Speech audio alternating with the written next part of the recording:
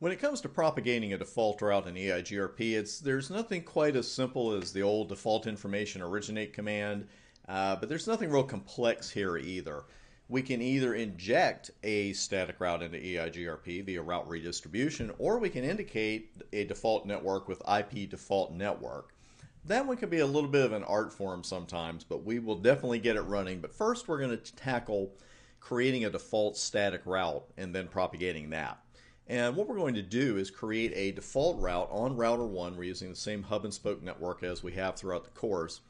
And we're going to use its fast Ethernet 0/0 interface as the exit interface at 2111/8. We're going to redistribute that then into EIGRP. So let's go ahead and get that up and rolling. And you thought you would never create another default static route. Come on, confess. All zeros, right? Whew, that's a lot of zeros. That's 10 zeros in one line. So now that we have this route, we need to redistribute it into EIGRP. And let's go ahead and tackle that right now.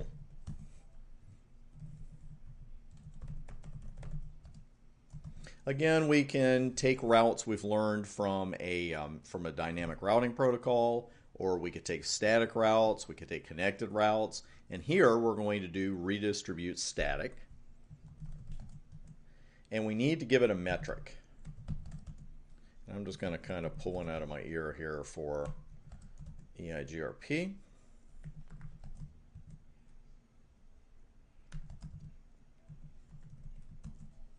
And again, we have a full route redistribution section separate from this. So if you're a little fuzzy on the route redistribution commands, no problem. We're going to take care of that.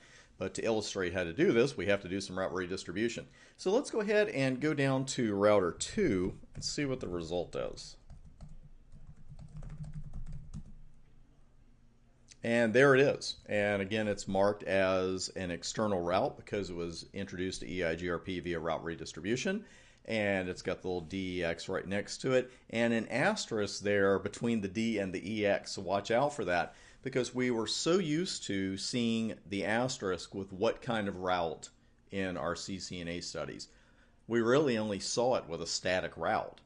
But here we're seeing it with a route that was redistributed into EIGRP. You see the next top IP address, and we could go ahead and ping 2111 from here.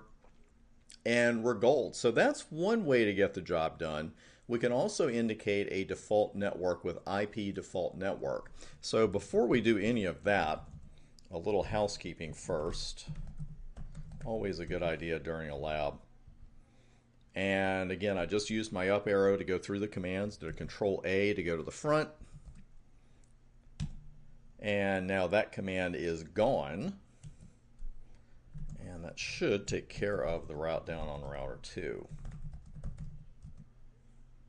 Yep, and it's gone. So we're no longer seeing anything about a gateway of last resort being set as we did before, because this is what you want to see also. Gateway of last resort is, and it gives you the next hop to network, in this case 0000.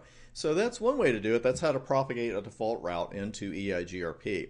The next way we're going to do it is by using the IP default network command, and that one may take us over the time limit. So I'm going to go ahead and stop this video here.